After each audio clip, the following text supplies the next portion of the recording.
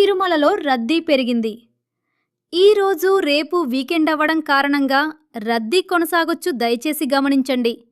వృద్ధులు, పిల్లలున్నవాళ్లు SSD token తీసుకోమని నా సలహా. మాకు 10 గంటలకు వచ్చిన సమాచారం ప్రకారం 22 కంపార్ట్మెంట్స్లో భక్తులు వేచి ఉన్నారు. నిన్న టోకెన్ లేని ఉచిత సర్వదర్శనంకు 16 గంటల సమయం పట్టింది. ఈరోజు 12 నుండి 16 గంటలు పట్టవచ్చు. నిన్న 300 రూపాయలు శీఘ్ర దర్శనం భక్తులకు 1 నుండి 3 గంటల సమయం పట్టింది. ఈరోజు ఎస్ఎస్డి టోకెన్ లేదా దివ్య దర్శనం అంటే శ్రీవారి మెట్టు మార్గం టోకెన్ పొందిన భక్తులకు 3 నుండి 6 గంటల సమయం పట్టవచ్చు.